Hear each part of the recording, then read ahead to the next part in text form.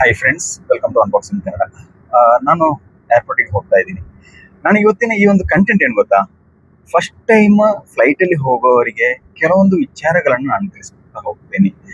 ನಾನು ಹಿಂದೆ ಫ್ಲೈಟಲ್ಲಿ ಬರಬೇಕಂದ್ರೆ ಸ್ವಲ್ಪ ಎಕ್ಸ್ಪೀರಿಯನ್ಸ್ ಆಗಿದೆ, ತುಂಬ ಅಂತಲ್ಲ ಸ್ವಲ್ಪ. ಬಟ್ ನಾನು ಫಸ್ಟ್ ಟೈಮ್ ಬಂದಾಗ ಯಾವ ರೀತಿ ಎಲ್ಲ ಎಕ್ಸ್ಪೀರಿಯನ್ಸ್ ಆಗಿತ್ತು ಅಂತ ಹೇಳೋದನ್ನು ಕೂಡ ಈ ವಿಡಿಯೋದಲ್ಲಿ ತಿಳಿಸ್ತಾ ಹೋಗ್ತೀನಿ. ಬಟ್ ಆ ಫಸ್ಟ್ ಟೈಮ್ ಫ್ಲೈಟ್ಗೆ ಹೋಗ್ಬೇಕಂದ್ರೆ ಫ್ಲೈಟಲ್ಲಿ ಏನೆಲ್ಲ ಮಾಡಬೇಕಾಗಿರುತ್ತೆ ಎಲ್ಲ ವಿಚಾರಗಳನ್ನ ಈ ವಿಡಿಯೋದಲ್ಲಿ ಹಂಚ್ತಾ ಹೋಗ್ತೀನಿ. ಇವತ್ತು ನಾನು ದೆಹಲಿಯಲ್ಲಿದ್ದೀನಿ. ದೆಹಲಿಯಿಂದ ಊರಿಗೆ ಹೋಗ್ತಾ ಇರ್ಬೇಕಾದ್ರೆ ನಾನು ಫ್ಲೈಟ್ ಟಿಕೆಟ್ ತಗೊಂಡೆ. ಯಾಕಂದ್ರೆ ನನಗೆ ಟ್ರೈನ್ ಮತ್ತು ಫ್ಲೈಟ್ ಅನ್ನ ಕಂಪೇರ್ ಮಾಡಿದ್ರೆ ಫ್ಲೈಟ್ ಟಿಕೆಟ್ ಸ್ವಲ್ಪ ರೀಸನೇಬಲ್ ಇತ್ತು. ಇನ್ನು ಫ್ಲೈಟ್ ಟಿಕೆಟ್ ತಗೊಳ್ಳೋಂಥ ವಿಚಾರ ಕೂಡ ಅಷ್ಟೇ, ಬೇರೆ ಬೇರೆ ಆ್ಯಪ್ಗಳಲ್ಲಿ ಬೇರೆ ಬೇರೆ ರೇಟ್ ಇರುತ್ತೆ. ನಾನು ಎಷ್ಟಕ್ಕೆ ತಗೊಂಡಿದ್ದೀನಿ, ಯಾವ ಆ್ಯಪ್ ಬೆಸ್ಟ್ ಅಂತ ಹೇಳೋದನ್ನು ಕೂಡ ತಿಳಿಸ್ತೀನಿ. ಅದಕ್ಕಿಂತ ಮೊದಲು ನೀವೇನಾದರೂ ನಮ್ಮ ಚಾನಲನ್ನು ಸಬ್ಸ್ಕ್ರೈಬ್ ಮಾಡಿಲ್ಲ ಅಂದರೆ ಈಗಲೇ ಸಬ್ಸ್ಕ್ರೈಬ್ ಮಾಡಿ, ಪಕ್ಕದಲ್ಲಿರೋ ಬೆಲ್ ಐಕಾನ್ ಅನ್ನು ಟ್ಯಾಪ್ ಮಾಡಿ ಸಪೋರ್ಟ್ ಮಾಡಿ. ಅದೇ ರೀತಿ ಫೇಸ್ಬುಕ್ ಹಾಗೂ ಇನ್ಸ್ಟಾದಲ್ಲಿ ನಮ್ಮ ವಿಡಿಯೋವನ್ನು ವೀಕ್ಷಿಸ್ತಾ ಇದ್ರೆ ಪೇಜನ್ನು ಫಾಲೋ ಮಾಡಲಿಕ್ಕೆ ಮರಿಬೇಡಿ. ನಾನು ದೆಹಲಿ ನಾನು ಇದ್ದಂತಹ ಪ್ಲೇಸ್ ಅಂತ ಹೇಳಿದ್ರೆ ಇಲ್ಲಿ ಏನು ಜಂಗ್ಪುರ್ ಅಂತ ಹೇಳುವಂತಹ ಒಂದು ಪ್ಲೇಸಲ್ಲಿ ಇದ್ದೆ ನಾನು. ಅಲ್ಲಿಂದ ನಾನು ಫ್ಲೈಟಿಗೆ ಹೋಗ್ಬೇಕು ಅಂತ ಹೇಳಿದ್ರೆ ನನಗೆ ಸುಮಾರು ಈ ಕಡೆಯಿಂದ ಏರ್ಪೋರ್ಟ್ಗೆ 20 ಕಿಲೋಮೀಟರ್ ಇತ್ತು. 20 ಕಿಲೋಮೀಟರ್ ಹೋಗ್ಬೇಕಾದ್ರೆ ಸುಮಾರು 290 ರೂಪಾಯಿ ಊಬರಲ್ಲಿ ಬುಕ್ ಆಯಿತು. ಅದೇ ನಾವು ಏರ್ಪೋರ್ಟಿಂದ ನಾವು ಎಲ್ಲಾದರೂ ಜಂಗ್ಪುರ ಹೋಗ್ಬೇಕು ಅಂತ ಹೇಳಿದ್ರೆ ನಮಗೆ ಅದೊಂದು 600 ರೂಪಾಯಿ, 630 ರೂಪಾಯಿ ಆ ರೇಂಜಲ್ಲಿ ಬರುತ್ತೆ. ಅಂದ್ರೆ ಕೆಲವೊಂದು ಟೈಮಿಂಗ್ಸ್ ಮೇಲೆ ಡಿಪೆಂಡ್ ಆಗಿರುತ್ತೆ. ಅದು ಒಂದು 50 ರೂಪಾಯಿ ಎಲ್ಲ ವ್ಯತ್ಯಾಸ ಬರುವಂಥದ್ದು ಅಷ್ಟೇ. ಒಂದದು. ಎರಡನೇದು ಅಂತ ಹೇಳಿದ್ರೆ, ನಾನು ಫ್ಲೈಟ್ ಟಿಕೆಟ್ ತಗೊಳ್ಳುವಂತ ಟೈಮಲ್ಲಿ ನಾನಂದ್ರೆ ಊರಿಂದ ದೆಹಲಿಗೆ ಬರ್ಬೇಕಂತ ಹೇಳಿದ್ರೆ ಫಸ್ಟ್ ನಾನು ಊರಿಂದ ದೆಹಲಿಗೆ ಫ್ಲೈಟಲ್ಲಿ ಬಂದಿರುವಂಥದ್ದು. ನಮಗೆ ಏನ್ ಗೊತ್ತಾ, ಈ ಟ್ರೈನಲ್ಲಿ ಮಂಗಳೂರಿಂದ ದೆಹಲಿಗೆ ಟ್ರೈನಲ್ಲಿ ಬರ್ಬೇಕು ಅಂತ ಹೇಳಿದ್ರೆ ತತ್ಕಾಲ್ ಟಿಕೆಟ್ ತಗೊಳ್ಬೇಕು ಅಂತ ಹೇಳಿದ್ರೆ 2800 ರೂಪಾಯಿ ಅಷ್ಟು ಟಿಕೆಟ್ ಹೋಗುತ್ತೆ. ತತ್ಕಾಲ್ 3AC ತಗೋಬೇಕಂದ್ರೆ 2AC ಇದ್ರೆ ಇನ್ನೂ ಜಾಸ್ತಿ ಆಗುತ್ತೆ. ಹಾಗಂತ ಹೇಳ್ಕೊಂಡು ರಾಜಧಾನಿ ಎಕ್ಸ್ಪ್ರೆಸ್ ಎಲ್ಲ ತಗೊಳ್ಬೇಕಂದ್ರೆ ತುಂಬಾ ಜಾಸ್ತಿ ಹೋಗುತ್ತೆ, ಒಂದು 5000 ರೂಪಾಯಿ ರೇಂಜಲ್ಲಿ ಹೋಗುತ್ತೆ. ಅದಕ್ಕಿಂತ ಇದು ಬೆಟರ್ ಅಂತ ಅನಿಸ್ತು ನನಗೆ. ನಾವು 2800 ರೂಪಾಯಿ ಟ್ರೈನ್ ಟಿಕೆಟ್ಗೆ ಕೊಡ್ತೀವಿ. ಜೊತೆಗೆ ನಾವು ಇವತ್ತು ರಾತ್ರಿ 8 ಗಂಟೆಗೆ, ಒಂದು ಅಂದಾಜು 8 ಗಂಟೆಗೆ ಕೂತ್ರೆ ನಾಳೆ ರಾತ್ರಿ ಕಳೆದು ನಾಡಿದ್ದು ಬೆಳಿಗ್ಗೆ ನಾವು ಏನು ದೆಹಲಿಗೆ ತಲುಪುವಂಥದ್ದು. ನಮಗೆ ಇವತ್ತು ರಾತ್ರಿಯ ಫುಡ್, ನಾಳೆ ಬೆಳಿಗ್ಗೆ ಫುಡ್, ಮಧ್ಯಾಹ್ನದ ಫುಡ್, ರಾತ್ರಿಯ ಫುಡ್, ನೆಕ್ಸ್ಟ್ ಡೇ ಮಾರ್ನಿಂಗ್ ಇದು ಫುಡ್. ನಮ್ಗೆ ಆ ಫುಡ್ ಲೆಕ್ಕ ಹಾಕಿದ್ರು ನಮ್ಗೆ ಕಡಿಮೆ ಅಂದ್ರು ಮತ್ತೆ ಮಿಡ್ಲಲ್ಲಿ ಬರುವಾಗ ಟೀ, ಕಾಫಿ, ಸ್ನಾಕ್ಸ್ ಅದು ಇದು ಅಂತ ಹೇಳ್ಕೊಂಡು ಏನಿಲ್ಲ ಅಂದ್ರೆ ಒಂದು 1000 ರೂಪಾಯಿ ಅಂದಾಜು ಹೇಗೂ ಖರ್ಚಾಗುತ್ತೆ. 2800 ಪ್ಲಸ್ 3800 ಪ್ಲಸ್ ಆ ಒಂದೂವರೆ ದಿನ ಟೈಮ್ ವೇಸ್ಟ್. ಇದನ್ನೆಲ್ಲ ಕಂಪೇರ್ ಮಾಡ್ಬೇಕಾದ್ರೆ ಮಂಗಳೂರಿಂದ 4999 ರೂಪಾಯಿಗೆ ದೆಹಲಿಗೆ ಫ್ಲೈಟ್ ಇದೆ. ಹೆಚ್ಚಿನ ದಿನಗಳಲ್ಲಿ ಸೇಮ್ ಪ್ರೈಸ್ ಅಲ್ಲಿ ಇರುತ್ತೆ. ಮತ್ತೆ ಕನ್ವೀನಿಯನ್ಸ್ ಫೀಸ್ ಅದು ಅಂತ ಹೇಳ್ಕೊಂಡು ಒಂದು 300 ರೂಪಾಯಿ 400 ರೂಪಾಯಿ ಅಂದಾಜು ಎಕ್ಸ್ಟ್ರಾ ಹೋಗುತ್ತೆ. ನಾನೇನ್ ಮಾಡಿದೆ ಅಂದ್ರೆ, ಈ ಫ್ಲೈಟ್ ಚಾರ್ಜ್ ಏನಿದೆ, ಈ ಚಾರ್ಜ್ ಅನ್ನ ಏನು 4999 ಪ್ಲಸ್ ಅದರಲ್ಲಿ ಡಿಸ್ಕೌಂಟ್ ಸಿಗತ್ತೆ ಆಯ್ತಾ. ನಾನು ಫಸ್ಟ್ ಅಲ್ಲಿಂದ ಈ ಕಡೆ ಬರ್ಬೇಕು ಅಂತ ಹೇಳಿದ್ರೆ ಮೇಕ್ ಮೈ ಟ್ರಿಪ್ ಅಲ್ಲಿ ಬುಕ್ ಮಾಡಿದೆ. ಬಟ್ ಒಂದು ವಿಷಯ ಅಂತ ಹೇಳಿದ್ರೆ ಅದರಲ್ಲಿ ನಾನು ಏನೋ ಅವ್ರದ್ದು ಇನ್ಶೂರೆನ್ಸ್ ಯಾವುದೋ ಒಂದು ಸೇಫ್ಟಿ ಏನೋ ಹಾಗಂತ ಹೇಳ್ಕೊಂಡು ಎಕ್ಸ್ಟ್ರಾ ಒಂದು 400 ರೂಪಾಯಿ ಅಂದಾಜನ್ನ ನಾನು ಸೆಲೆಕ್ಟ್ ಮಾಡಿದ್ದೆ.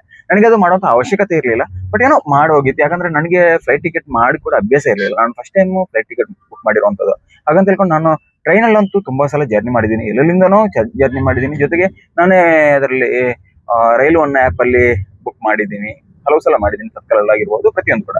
ಹಾಗಂತ ಹೇಳ್ಕೊಂಡು ಫ್ಲೈಟ್ ಬಗ್ಗೆ ಐಡಿಯಾನೇ ಇರಲಿಲ್ಲ. ಫ್ಲೈಟ್ ಅಲ್ಲಿ ಯಾವ ರೀತಿ ಹೋಗ್ಬೇಕು ಅಂತ ಹೇಳುವಂತ ವಿಚಾರ ಕೂಡ ಗೊತ್ತಿರಲಿಲ್ಲ. ಅದಕ್ಕಾಗಿ ಮೇಕ್ ಮೈ ಟ್ರಿಪ್ ಅಲ್ಲಿ ನಾನು ಬುಕ್ ಮಾಡಿದೆ. ಫಸ್ಟ್ ನಾವು ಎಲ್ಲಿ ಹೋದ್ರು ಒಂಥರ ನರ್ವಸ್ ಆಗುವಂತ ನಮ್ಮ ಸಾಮಾನ್ಯ ಅಲ್ವದು, ಯಾಕಂದ್ರೆ ಗೊತ್ತಿರಲ್ಲ. ಹಾಗಂತ ಹೇಳ್ಕೊಂಡು ಗೊತ್ತಿಲ್ಲ ಅಂತ ಹೇಳುವಂತ ಇದನ್ನ ಯಾರಲ್ಲೂ ಹೇಳಲಿಕ್ಕೂ ಹೋಗಿಲ್ಲ. ನಾನು ನನ್ನಷ್ಟಕ್ಕೆ ಸೈಲೆಂಟ್ ಆಗಿ ಹುಡುಕ್ತಾ ಹೋದೆ, ಇಲ್ಲಿ ಯಾವ ರೀತಿ ಹೇಗೆ ಅಂತ ಹೇಳೋದನ್ನೆಲ್ಲ ಹುಡುಕ್ತಾ ಹೋದೆ. ಬಟ್ ಕೆಲವೊಂದು ಇನ್ಫಾರ್ಮೇಶನ್ ನೋಡ್ತಾ ಇನ್ನೊಬ್ರು ಮಾಡೋದನ್ನ ನೋಡಿದಾಗ ನಮ್ಮೊಂದು ಅಂದಾಜು ಸಿಗುತ್ತೆ. ಹಾಗೆ ನಾನು ಬಂದೆ. ಬಟ್ ನಾನು ಅಲ್ಲಿ ಮಾಡಿರುವಂತ ತಪ್ಪು ಅಂತ ಹೇಳಿದ್ರೆ ಆ 400 ರೂಪಾಯಿ ಎಕ್ಸ್ಟ್ರಾ ನಾನು ಸೆಲೆಕ್ಟ್ ಮಾಡಿದೆ. ಆಗ ಎಷ್ಟಾಯ್ತು, 4999 ಪ್ಲಸ್ 400, 5400 ಅಂದಾಜು ಆಯ್ತು. ಪ್ಲಸ್ ಕನ್ವೀನಿಯನ್ಸ್ ಫೀಸ್ ಅಂತ ಹೇಳ್ಕೊಂಡು 400 ರೂಪಾಯಿ ಬಂದಿತ್ತು. ಹಾಗೆ 5800 ಚಿಲ್ಲರೆ ಬಂದಿತ್ತು. ಅದರಲ್ಲಿ ನನಗೆ ಒಂದು 300 ಚಿಲ್ಲರೆನೂ ಡಿಸ್ಕೌಂಟ್ ಬಂದಿತ್ತು. ಅಂದ್ರೆ ಅವ್ರದ್ದು ಫಸ್ಟ್ ಟೈಮ್ ಯೂಸ್ ಅಂತ ಹೇಳ್ಕೊಂಡು ಕಡಿಮೆ ಇತ್ತು. ಹಾಗೆ 5400 ಚಿಲ್ಲರೆಗೆ ನಾನು ದೆಹಲಿಗೆ ತಲುಪಿದೆ ಫ್ಲೈಟ್ ಅಲ್ಲಿ. ಒಂದು ವಿಚಾರ, ನಾನು ರಿಟರ್ನ್ ಹೋಗ್ಬೇಕಂತ ಹೇಳಿದ್ರೆ ಅದೇ ಫ್ಲೈಟ್ ಇಲ್ಲಿ ನಾನು ಚೆಕ್ ಮಾಡಿದೆ. ಈ ಕಡೆಯಿಂದ ಹೋಗ್ಬೇಕಾದ್ರೆ 5400 ಚಿಲ್ಲರೆ ಫಸ್ಟ್ ಟಿಕೆಟ್ ವ್ಯಾಲ್ಯೂ ಇತ್ತು. ಜೊತೆಗೆ ನಾನು ಅದರಲ್ಲಿ ಏನಂತ ಹೇಳಿದ್ರೆ ಮತ್ತೆ ಇನ್ನೊಂದು ವಿಚಾರ, ನಾವು ಆ ಕಡೆಯಿಂದ ಬರ್ಬೇಕು ಅಂತ ಹೇಳಿದ್ರೆ ನಾನು ಅದರಲ್ಲಿ ಬೇರೆ ಯಾವುದೇ ಆಪ್ಷನ್ ಕೂಡ ತಗೊಂಡಿಲ್ಲ. ಯಾವುದು ಅದರಲ್ಲಿ ಫುಡ್ ಐಟಮ್ ತಗೊಂಡಿಲ್ಲ, ಮತ್ತೆ ಟಿಕೆಟ್ ಅಂದ್ರೆ ಸೀಟ್ ಯಾವ್ದು ಕೂಡ ಸೆಲೆಕ್ಷನ್ ಅಂತ ಹೇಳಿ ನಾನು ತಗೊಂಡಿಲ್ಲ. ಮತ್ತೆ ಇನ್ನೊಂದು ವಿಚಾರ ಗೊತ್ತಾ, ಅದರಲ್ಲಿ ಈ ಫ್ಲೈಟ್ ಅಲ್ಲಿ 3 ಟಿಕೆಟ್ ಸೀಟ್ ಬರುತ್ತಲ್ಲ, ಇವಾಗ ಈ ಕಡೆ 3 ಆ ಕಡೆ 3 ಬರುವಂತದ್ದು. ಅದರಲ್ಲಿ ಆ 3 ಸೀಟ್ ಮಿಡ್ಲ್ ಸೀಟಿಗೆ ನಿಮ್ಗೆ ಟಿಕೆಟ್ ಚಾರ್ಜಸ್ ಅಂತ ಏನಿಲ್ಲ, ಅದು ಫ್ರೀ ಆಗಿ ಸಿಗುತ್ತೆ. ಪಕ್ಕದ ವಿಂಡೋ ಸೀಟಿಗೆ ನಿಮ್ಗೆ ಕೆಲವೊಂದು ಸೀಟಿಗೆ 1,000 ರೂಪಾಯಿ 1,500 ರೂಪಾಯಿವರೆಗೆ ಟಿಕೆಟ್ ಚಾರ್ಜ್ ಇರುತ್ತೆ. ಕೆಲವೊಂದು ಸೀಟ್ ಸೆಲೆಕ್ಟ್ ಮಾಡ್ಬೇಕಂದ್ರೂ. ಅದೇ ಮಿಡ್ಲಲ್ಲಿರುವಂತ ಸೀಟ್ ಸೆಲೆಕ್ಟ್ ಮಾಡ್ಬೇಕಂದ್ರೂ 300-400 ರೂಪಾಯಿ ಚಾರ್ಜ್ ಇರುತ್ತೆ. ಅದೊಂದು ವಿಷಯ ಇದೆ ಆಯ್ತಾ, ಅದೊಂದು ನೀವು ಅಬ್ಸರ್ವ್ ಮಾಡ್ಕೊಳ್ಳಿ. ಮತ್ತೆ ಇನ್ನೊಂದು ಅಂತ ಹೇಳಿದ್ರೆ, ನಾನು ಯಾವುದನ್ನು ಕೂಡ ಸೆಲೆಕ್ಟ್ ಮಾಡ್ಕೊಂಡಿಲ್ಲ. ನಾನು ನೇರವಾಗಿ ಫ್ಲೈಟ್ ಅಲ್ಲೇ ಆರಾಮವಾಗಿ ಬಂದು ಸಿಕ್ಕಿರುವಂತ ಇದು ಸಾಕು, ತುಂಬಾ ಏನು ಬೇಡ ಅಂತ ಹೇಳುವಂತ ಮೈಂಡ್ ಸೆಟ್ ಅಲ್ಲಿ ಬಂದೆ. ಅದಕ್ಕಾಗಿ ನಾನು ಆ ಸೀಟ್ ಸೆಲೆಕ್ಟ್ ಮಾಡ್ಕೊಳ್ಳೋದು ನನಗೆ 5,400 ರೀಚ್ ಆಗ್ಲಿಕ್ಕೆ ಆಗಿತ್ತು. ಬಟ್ ಇವತ್ತು ರಿಟರ್ನ್ ನಾನು ದೆಹಲಿಯಿಂದ ಊರಿಗೆ ಹೋಗ್ಬೇಕು ಅಂತ ಹೇಳಿದ್ರೆ ನನಗೆ ಚಾರ್ಜಸ್ ಬಂದ್ಬಿಟ್ಟು 5,450 ರೂಪಾಯಿ ಚಾರ್ಜ್ ಇತ್ತು. ಫ್ಲೈಟ್ ಬೇಸ್ ಫೇರ್ ಅಂತ ಹೇಳುವಂಥದ್ದು. ಈ ಬೇಸ್ ಫೇರ್ ಅಷ್ಟಾದ್ರೆ ನನಗೆ ಮತ್ತೆ ಅಲ್ಲಿಂದ ಅದಕ್ಕೆ ಒಂದು 350-400 ರೂಪಾಯಿ ಅಷ್ಟು ಎಕ್ಸ್ಟ್ರಾ ಕನ್ವೆನ್ಸ್.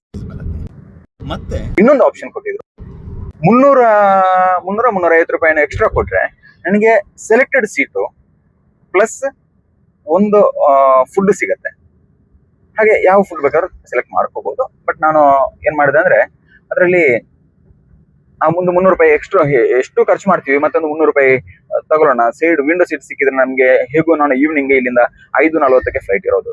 5:40 ಆ ಫ್ಲೈಟ್ ಅಲ್ಲಿ ನನಗೆ ಸಾಯಂಕಾಲದ ಇದರಲ್ಲಿ ಕೆಲವೊಂದು ಸೈಡ್ ವ್ಯೂ ಎಲ್ಲ ರೆಕಾರ್ಡ್ ಮಾಡಕ್ಕಾಗತ್ತೆ. ಅದಕ್ಕಾಗಿ ನಾನು ಏನ್ ಮಾಡಿದೆ ಅಂದ್ರೆ ಅದೇ ಸೀಟನ್ನು 300 ರೂಪಾಯಿ ಎಕ್ಸ್ಟ್ರಾ ಕೊಟ್ಟು ತಗೊಂಡೆ. ಅದರಲ್ಲಿ ಇವಾಗ ಏನಾಯ್ತು ಅಂತ ಹೇಳಿದ್ರೆ 5,400 ಬೇಸ್ ಫೇರ್, 400 ಅಂದಾಜು ಕನ್ವೀನಿಯನ್ಸ್ ಫೀಸ್, ಜೊತೆಗೆ ಒಂದು 350 ರೂಪಾಯಿ ಅಷ್ಟು. ಹಾಗೆ ನನಗೆ 6,130 ರೂಪಾಯಿ ಏನೋ ಟಿಕೆಟ್ ಬಂದು ಇವತ್ತಿಗೆ. ಈ 6,130 ಟಿಕೆಟ್ ಅಲ್ಲಿ ನನಗೆ ಲಾಭ ಅಂತ ಹೇಳಿದ್ರೆ, ಒಂದು ವಿಂಡೋ ಸೀಟ್ ಸಿಕ್ತು, ಇನ್ನೊಂದು ಅಂತ ಹೇಳಿದ್ರೆ ಅದರಲ್ಲಿ ಇದು ಸಿಗತ್ತಲ್ಲ ಫುಡ್ ನಮ್ಗೆ. ನಾನು ಸ್ಯಾಂಡ್ವಿಚ್ ಸೆಲೆಕ್ಟ್ ಮಾಡಿದೆ, ಪನ್ನೀರ್ ಸ್ಯಾಂಡ್ವಿಚ್ ಸೆಲೆಕ್ಟ್ ಮಾಡಿದೆ. ಮತ್ತೆ ಒಂದು ಕೋಲ್ಡ್ ಡ್ರಿಂಕ್ಸ್ ಕೂಡ ಸಿಗುತ್ತೆ, ಅದರಲ್ಲಿ ಸೆಲೆಕ್ಟ್ ಮಾಡ್ಕೋಬಹುದು ಯಾವುದು ಅಂತ ನೋಡ್ಕೊಂಡು. ಮತ್ತೆ ಇನ್ನೊಂದು ವಿಚಾರ ಗೊತ್ತಾ, ನಾನು ಫ್ಲೈಟ್ ಅಲ್ಲಿ ನಾವು ಟಿಕೆಟ್ ತಗೋಬೇಕು ಅಂತ ಹೇಳಿದ್ರೆ, ನಾನು ಏನು ಮೇಕ್ ಮೈ ಟ್ರಿಪ್ ಅಲ್ಲಿ ತಗೊಂಡೆಲ್ಲ ಆದ್ಮೇಲೆ ನಾನು ಫ್ಲಿಪ್ಕಾರ್ಟ್ ಹೀಗೆ ಓಪನ್ ಮಾಡ್ಬೇಕು ಅಂತ ಹೇಳಿದ್ರೆ, ಫ್ಲಿಪ್ಕಾರ್ಟ್ ಅಲ್ಲಿ ಟ್ರಾವೆಲ್ ಅಂತ ಇನ್ನೊಂದು ಆಪ್ಷನ್ ಇತ್ತು ಮೇಲ್ಗಡೆ. ಫ್ಲಿಪ್ಕಾರ್ಟ್ ಅಲ್ಲಿ ಮಿನಿಟ್ಸ್ ಅಂತ ಬರುತ್ತೆ, ಟ್ರಾವೆಲ್ ಅಂತ ಬರುತ್ತೆ. ಟ್ರಾವೆಲ್ಗೆ ಕೊಟ್ಟೆ, ಅದೇ ಸೇಮ್ ಫ್ಲೈಟ್ ಅಲ್ಲಿ ಚೆಕ್ ಮಾಡಿದೆ, ನನಗೆ ಬೇಸ್ ಫೇರ್ 5,400 ಇತ್ತು. ಜೊತೆ ಅದರಲ್ಲಿ ಒಂದು 400 ರೂಪಾಯಿ ಡಿಸ್ಕೌಂಟ್ ಇತ್ತು, 5,000ದಲ್ಲಿ ಬರ್ತಿತ್ತು. ಜೊತೆಗೆ ಏನೋ ಈ ಎಕ್ಸ್ಟ್ರಾ ನಾನು ಸೆಲೆಕ್ಟ್ ಮಾಡಿರುವಂತಹ ಸೀಟು ಫುಡ್ ಎಲ್ಲ ಸೇರ್ಬಿಟ್ಟು ನನಗೆ ಟೋಟಲ್ ಆಗ್ತಿದ್ರೆ 5,600 ರೂಪಾಯಿಲಿ ನಾನು ಊರಿಗೆ ತಲುಪ್ತಿದ್ದೆ. ನಾನು ಏನೋ ಆಪ್ ಅನ್ನ ಕರೆಕ್ಟ್ ಅಬ್ಸರ್ವ್ ಮಾಡದ ಕಾರಣ, ಒಂದೇ ಆಪ್ ಅನ್ನ ಯೂಸ್ ಮಾಡದ ಕಾರಣ ನನಗೆ ಅದರಲ್ಲಿ ಒಂದು 600 ರೂಪಾಯಿ ಅಂದಾಜು ಎಕ್ಸ್ಟ್ರಾ ಹೋಯ್ತು ಕೈಯಿಂದ. ನೀವಾದ್ರೂ ಸ್ವಲ್ಪ ಅದನ್ನ ಜಾಗ್ರತೆ ಮಾಡ್ಕೊಳ್ಳಿ. ಯಾಕೆ ಸುಮ್ನೆ ಇರುವಂತ ಲಾಭವನ್ನ ನಾವು ಯೂಸ್ ಮಾಡ್ಕೋಬಹುದು ಅಂತ ಹೇಳುವಂತ ವಿಚಾರ. ನಾನಂತೂ ಅದರಲ್ಲಿ ಕಳ್ಕೊಂಡಾಯ್ತು, ನೀವು ಕಳ್ಕೋಬೇಡಿ, ಅದಕ್ಕೊಂದು ಕಿವಿ ಮಾತಷ್ಟೇ. ಮತ್ತೆ ಇನ್ನು ಕಾರು, ನಾನು ಇಲ್ಲಿಂದ ಊಬರ್ ಬುಕ್ ಮಾಡ್ಬೇಕಂದ್ರೂ ಅಷ್ಟೇ. ನಾನು ಊಬರ್ ಬುಕ್ ಮಾಡ್ಬೇಕಂದ್ರೆ ನಾನು ಸ್ಟಾರ್ಟಿಂಗ್ ಅಲ್ಲಿ ಏನ್ ಮಾಡಿದೆ ಅಂದ್ರೆ ಊಬರ್ ಮತ್ತು ಓಲಾ ಎರಡನ್ನೂ ಕಂಪೇರ್ ಮಾಡಿದೆ, ಯಾವ್ದು ಬೆಟರ್ ಅಂತ ನಾನು. ಬಟ್ ಇದರಲ್ಲಿ ನನಗೆ 290 ರೂಪಾಯಿ ತೋರಿಸ್ತಾ ಇತ್ತು ಜಂಗ್ಪುರದಿಂದ ಏರ್ಪೋರ್ಟಿಗೆ. ಅದೇ ನಾನು ಓಲಾದಲ್ಲಿ ಚೆಕ್ ಮಾಡ್ಬೇಕಂತ ಹೇಳಿದ್ರೆ ನನಗೆ 360 ರೂಪಾಯಿಯಿಂದ 450 ರೂಪಾಯಿವರೆಗೆ ತೋರಿಸ್ತಾ ಇತ್ತು. ಅದರಲ್ಲಿ ಒಂದು 70-80 ರೂಪಾಯಿ ಉಳಿಯುತ್ತೆ. ಅದಕ್ಕಾಗಿ ನಾನು ಊಬರ್ ಬುಕ್ ಮಾಡಿದೆ. ಹಾಗಂತ ಹೇಳ್ಕೊಂಡು ಕೆಲವೊಂದು ಪ್ಲೇಸ್ಗಳಲ್ಲಿ, ಕೆಲವೊಂದು ಆಟೋಗಳಲ್ಲಿ ನಿಮ್ಗೆ ಓಲಾದಲ್ಲಿ ಕಡಿಮೆ ಇರುತ್ತೆ. ನನಗೆ ದೆಹಲಿಯಲ್ಲಿ ಎಕ್ಸ್ಪೀರಿಯನ್ಸ್ ಆಯ್ತು ಅದು, ಅದ ಕಾರಣ ಹೇಳುವಂಥದ್ದು. ದೆಹಲಿಯ ಎಕ್ಸ್ಪೀರಿಯನ್ಸ್ ಅಂತೂ ತುಂಬಾ ಇದೆ, ಹೇಳ್ತಾ ಹೋಗ್ತೀನಿ, ಬೇರೆ ಬೇರೆ ವಿಡಿಯೋಗಳನ್ನು ಮಾಡ್ತಾ ಹೋಗ್ತೀನಿ. ಕಾರಿನ ಬಗ್ಗೆ ಹಲವರು ಕೇಳಿರುವಂತಹ ವಿಡಿಯೋಗಳಿವೆ, ಎಲ್ಲದಕ್ಕೂ ಉತ್ತರ ಕೊಡ್ತೀನಿ. ದೆಹಲಿಯ ಕಾರಿನ ಬಗ್ಗೆ ನಾನು ಹೊಸ ಒಂದು ವಿಚಾರವನ್ನ ತಿಳ್ಕೊಂಡಿದ್ದೀನಿ. ಆ ಒಂದು ವಿಚಾರವನ್ನ ನಾನು ನಿಮ್ ಜೊತೆ ರಿವೀಲ್ ಮಾಡ್ತೀನಿ. ಅದಂತ ಹೇಳಿದ್ರೆ, ದೆಹಲಿಯಿಂದ ಕಾರ್ ತಗೊಳ್ಳೋದಕ್ಕಿಂತ ಮೊದಲು ಮಸ್ಟಾಗಿ ನೋಡ್ಲೇಬೇಕಾದಂತಹ ವಿಚಾರ. ಆ ವಿಚಾರ ಏನಂತ ಹೇಳಿದ್ರೆ ನಾನು ಮುಂದಿನ ವಿಡಿಯೋದಲ್ಲಿ ನಿಮ್ಗೆ ತಿಳಿಸ್ತಾ ಹೋಗ್ತೀನಿ. ಆ ಒಂದು ವಿಚಾರ ಕೂಡ ನಿಮ್ಗೆ ಏನಾದ್ರು ತಿಳಿಬೇಕಂತ ಹೇಳಿದ್ರು ನಮ್ಮ ಚಾನಲ್ ಅನ್ನ ಸಬ್ಸ್ಕ್ರೈಬ್ ಮಾಡಿ. ಸುಲಭದಲ್ಲಿ ನಮ್ಮ ಈ ನೆಕ್ಸ್ಟ್ ವಿಡಿಯೋದ ನೋಟಿಫಿಕೇಶನ್ ನಿಮ್ಗೆ ಈಸಿ ಸಿಗುತ್ತೆ. ಎಲ್ಲ ವಿಚಾರಗಳನ್ನ ನಿಮ್ಗೆ ತಿಳಿಸ್ತಾ ಹೋಗ್ತೀನಿ. ನಿಮ್ಗೆ ಮುಂದಿನ ವಿಡಿಯೋ ಕೂಡ ಕ್ಲಿಯರ್ ಆಗಿ ನಿಮ್ಗೆ ರೀಚ್ ಆಗ್ಲಿಕ್ಕೆ ಚಾನಲ್ ಅನ್ನ ಸಬ್ಸ್ಕ್ರೈಬ್ ಮಾಡ್ಲಿಕ್ಕೆ ಮರಿಬೇಡಿ. ಅದೇ ರೀತಿ ಫೇಸ್ಬುಕ್ ಹಾಗೂ ಇನ್ಸ್ಟಾದಲ್ಲಿ ನೀವೇನಾದ್ರೂ ನಮ್ಮ ವಿಡಿಯೋನ ವೀಕ್ಷಿಸ್ತಾ ಇದ್ರೆ ಪೇಜ್ ಅನ್ನ ಫಾಲೋ ಮಾಡಿ ಅಂತ ಹೇಳ್ತಾ, ಈ ವಿಡಿಯೋ ಇಷ್ಟ ಆಗಿದ್ರೆ ಲೈಕ್ ಮಾಡಿ. ನಿಮ್ಮ ಎಕ್ಸ್ಪೀರಿಯನ್ಸ್, ಈ ರೀತಿ ಏನಾದ್ರೂ ನೀವು ದುಡ್ಡನ್ನು ಕಳ್ಕೊಂಡಿದ್ದೀರಾ, ಸಣ್ಣ ದುಡ್ಡಾದ್ರೂ ಆಗಿರುತ್ತೆ, ಬಟ್ ಅದು ತುಂಬಾ ವ್ಯಾಲ್ಯೂಯಬಲ್ ಆಗಿರುತ್ತೆ. ಕೆಲವೊಂದ್ಸಲ ನಮ್ಗೆ ದುಡ್ಡು ಹೋದ್ರೂ ನಮ್ಗೆ ಒಂದು ಹೊಸ ಪಾಠ ಸಿಗುತ್ತೆ. ಈ ರೀತಿ ಏನಾದ್ರೂ ನಿಮ್ಗೆ ಎಕ್ಸ್ಪೀರಿಯನ್ಸ್ ಆಗಿದೆ ಅಂತ ಹೇಳೋದನ್ನ ಕಮೆಂಟ್ ಮಾಡ್ಲಿಕ್ಕೆ ಮರಿಬೇಡಿ.